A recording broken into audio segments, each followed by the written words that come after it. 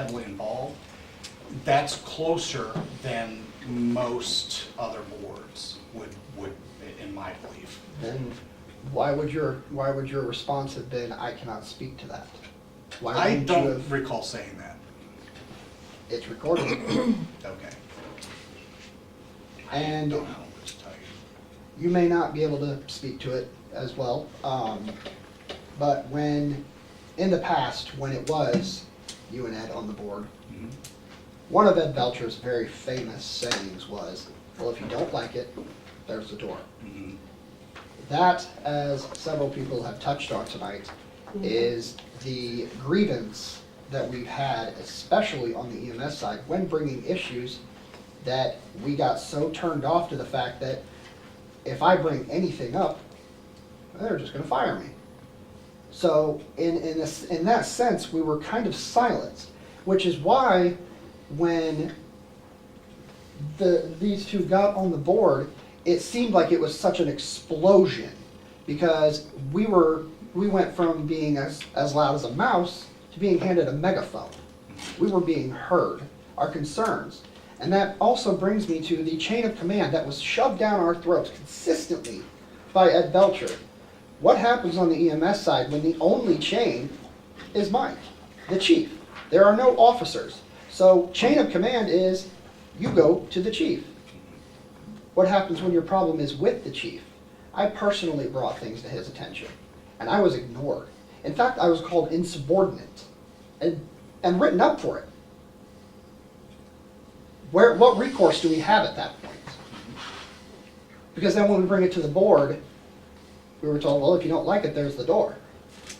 And I can't necessarily say that you defended that, but you didn't not. You didn't advocate any direction. Ed did a lot of the talking. He was the mouthpiece of that board for a very long time. And when he stepped down, we felt relief. And then when we finally got somebody on this board that would listen to us, that is why there was such a massive amount of momentum in such a very, very short time. Well, then increasing it to 5 members should be even more Absolutely. energizing. What qualifications are you looking for in a trustee? Because I'm going to tell you, you have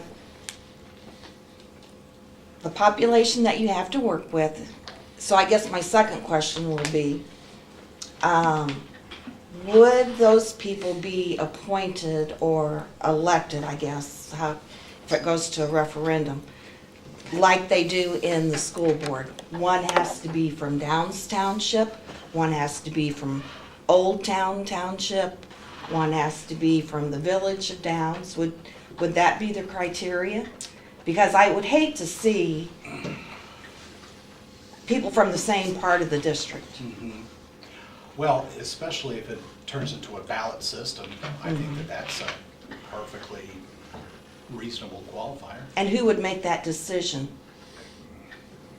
That is a great question. Maybe you can find that. I It would would probably certainly also find be out. on the ballot. But who If they would, wanna who have districts. would make that decision? The taxpayers, voters. the voters The would make voters that would. decision. I would- I've I seen would it think on, so. in the laws where they do pick them from each district like that, but Okay. it also has to be on the ballot. So this wouldn't happen anytime soon. It could happen in November? November, if you had enough signatures and everything. Yeah, it's 10% of the population, if I'm not mistaken, would have to sign a petition to do it, to get it on the ballot. Okay. That's not very many, not for Downs. Well, does it take the whole fire district or just people? It'd be the whole fire district. It would be the whole fire Yeah. district. Yeah. How many people in that fire district? Oh, we'd have to check with the census, honestly, to know. Yeah. I mean, we talking Guesstimate. 3,000, or are we talking?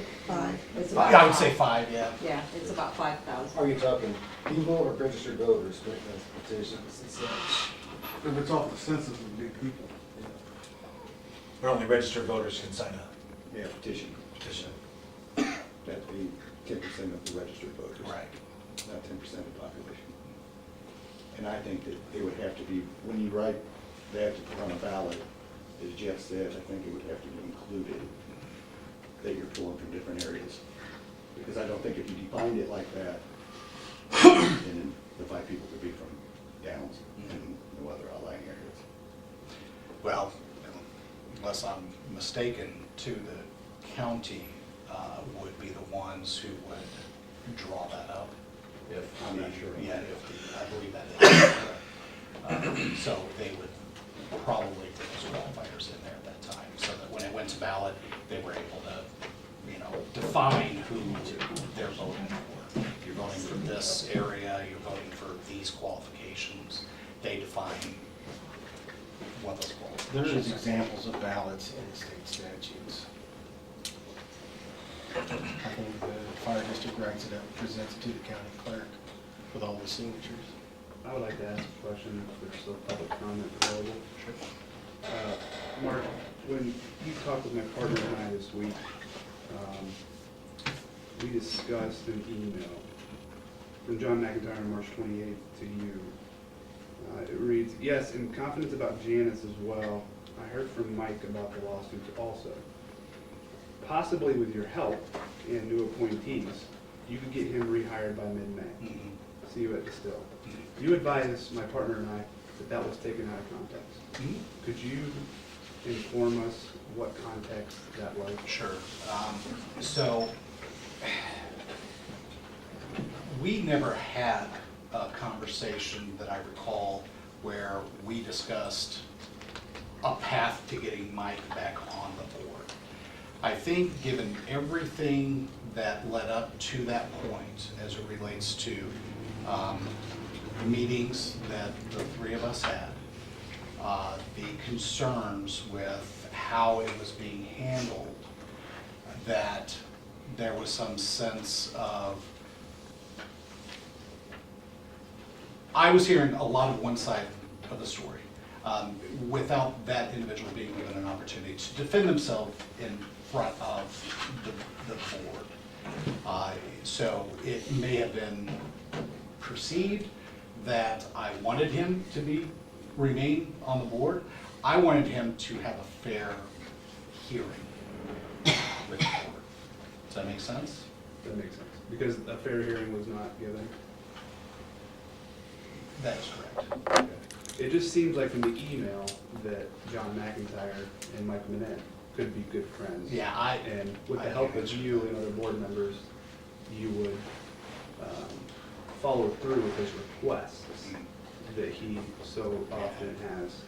I can tell you in my discussions with him about becoming a board member, it was never once mentioned to me at all. I don't have emails with him, but it was never mentioned, we'd like you on the board and here's the goal.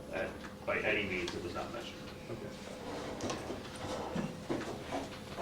Any other, Yes, I am going to. And so that everybody else already in the room knows who I am. I'm Janice Bevish. I am the terminated trustee that you were replacing, so congratulations. Wish you the best. So my question is, so I came on here to fulfill 2 years of Chuck West's term. Okay? We had had a conversation about the conflict of interest when I interviewed with you and Ed Belcher. We talked tons about that. Told you that that would not be a problem. I would abstain from anything. I was here for the good of the district, the fire department members, and the taxpayers of this district. That's our job. Totally our job. I get on here, and almost immediately after I get on, my son, who it was supervising the EMS area at that time, got removed from that area. So that kind of, you went backwards, but that's not where I'm going. So I was good enough to fill out 2 years. Somehow or another, I fell through the cracks with the county board last year. Don't know how that happens when everybody gets a reappointment letter. I got nothing last year. So apparently I was good enough to sit on this board and do everything here.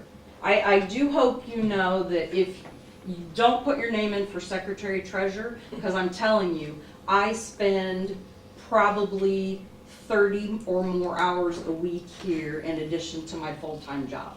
So be ready. If that's the position you get, it's another part-time job.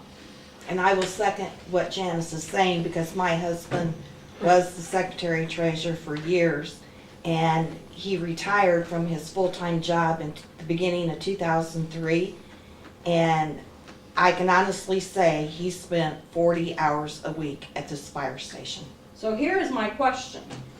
So I've been doing all of this for the last year, apparently just waiting till somebody else more worthy than me of the position. So my question to you, Mark, is what all of a sudden made me not worthy, and your appointment is up the end of this month. What makes you worthy when you show up one night a month for an hour-and-a-half meeting and you have not completed any projects in the 3 years I've been on here? I'm the one who gets every meeting. It's, you handle that, you handle that. So I would like to hear your comment on that. I'm happy to answer that question for you. The goal here is to increase the board from 3 to 5 members, okay? That is what I want to do, so that there is no perceived nepotism.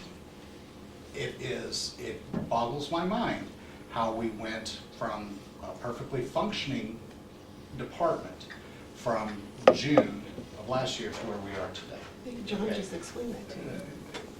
Thank you.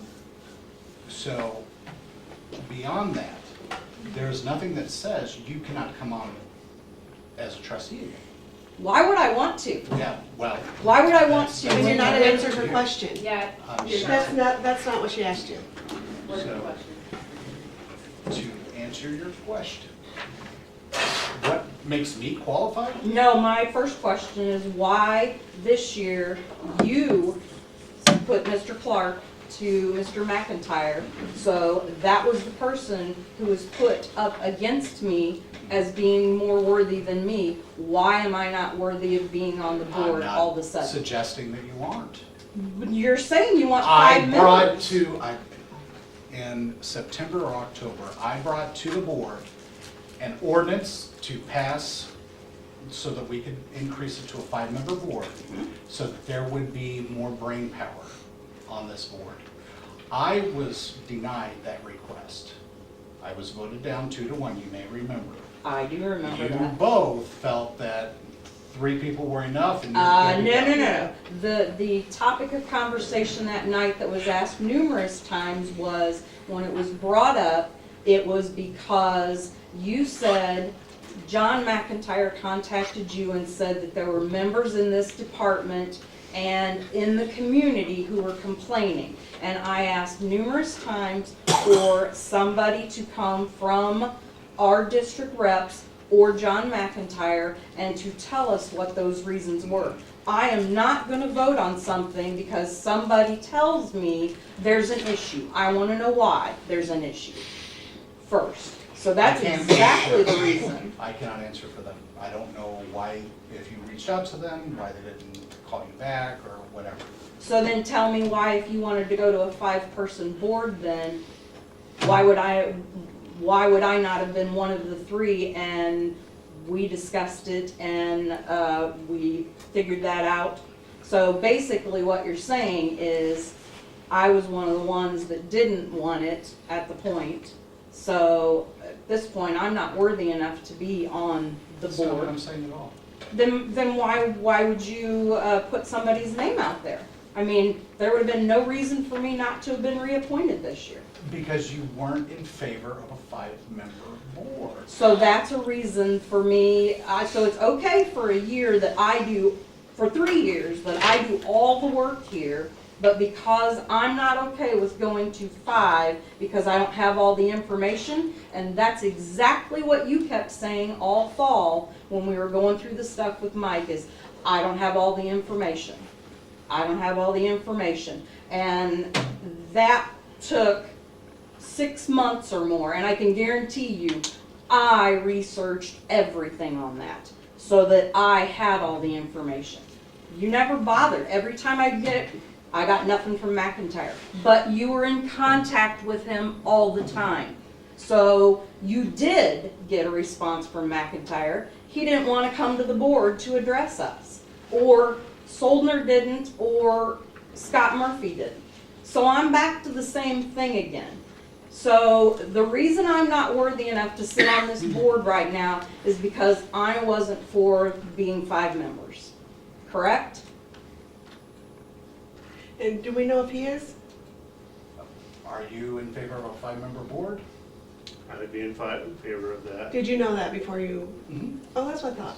Okay. I was asked at the thing, my opinion, I was not told how to vote, but I was asked what I thought. But I will say, as I think it says it in a number of things, and I think it is a generally viewed when you look up something on boards and what is the preferred number of board members, you're generally going to see it's 5 or 7. I have not seen anything that's ever said that 3 would be a preferred number. And being on other boards, the things I'm a part of, I mean, usually you want a board that's either 5 or 7. You want to not. And I'm not opposed to that either. So let me ask you then, if somebody just said, hey, I think you need to go to it, would you just vote for 5? Would you Just blindly because? follow without being informed? Well, I'm not going to blindly follow anything without being informed. That's what they were both But the asking. question specifically with that is it's hard for me to answer your specific question because I think I am informed enough about boards that I would immediately be in favor of 5 because I think 3 has a number of problems. Right, but if 3 had been the norm for years and years and years, and you had been on here, and just all of a sudden out of the blue, you were asked whether or not you wanted to go to 5. Now, I know that you're familiar with boards and stuff, but had you not been or whatever. I would have wanted a rationale reason. And I don't know the conversations, I wasn't privy to it. Hopefully the conversations were around, that is the generally accepted numbers. That's I think they're, something that I read or heard was that it's recommended, the state was talking about for different communities and such, they recommend more than 3.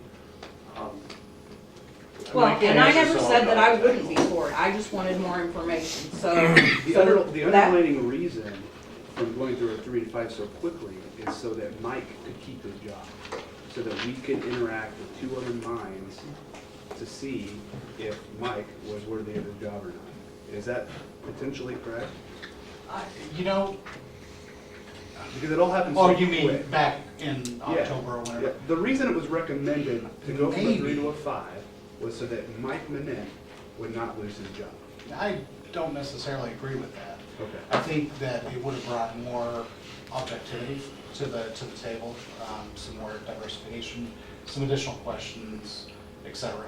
I don't necessarily know that that would have netted him job retention. Well, McIntyre's plan in the emails. Yes, sir. So I'm sorry, whoever was wanting to ask the question, sorry. Actually, I want to just- speak to you. Okay, I just have one more, and so here's my my final question. So I'm not worthy. Please tell the people here why you are. What are you here for? What motivates you, and why do you want to be a trustee I for was this board? going to resign. I was not going to renew So why did you put your name in for reappointment? because I believe that this board deserves 5 members. So Even that if there it's a member- cannot be okay. any nepotism. Okay. So that there are not going to be 2 parents that are enabling their children to flourish where they may or may not be the best candidate for a position. So basically, what I'm hearing you say right now is exactly what Ed Belcher said in his last meeting. Since my husband passed away, he basically lost all interest in this fire station and didn't give a shit. That was his exact words leaving that night. You're telling me that you were going to resign. That tells me you don't give a shit That's about not this at all. place, and you're I staying felt on because of it was a that. lost cause with you two. When it was completely pointless for us to have a discussion, because ultimately, we've got this gentleman over here who is going to ramrod his policies, his beliefs. Well, you let Ed do it for so many years, well, you ought to So let me understand. ask you something then. So you're talking about us and our kids. Since I've gotten on here, my son's sitting right down there. Has his position changed in the 3 years I've been on here? Is he any different than he was when I got on here 3 years ago? His responsibilities have increased. He's an I would say EMT they've though. changed. He's not an officer. How have they changed? No. Well, we can certainly go with, you used to be the EMT team leader. You were given an opportunity to flourish prior, I think it was prior to you. Due to performance issues, you were taken back down to EMT status. You mean a 4-page letter by a person that was terminated from here and had numerous grudges with different people? Building, Telling him, you're doing a good job, John, you're doing a good job, keep doing what you're doing. building maintenance is another item that you were taken off of. I resigned from that. He did resign from I that. did resign. There's a letter. I understand. He resigned. Because I did not feel that I could adequately keep doing it, nor was I doing it justice, so I was ready to give that up. So how So- can they be flourishing So my if they point, don't get to, if she didn't get to vote and he doesn't vote? well, and my point They is, moved up on their merit. If you go into the trustees' room right now, Mhm. the telephone listing has your son listed as the assistant chief for the fire department.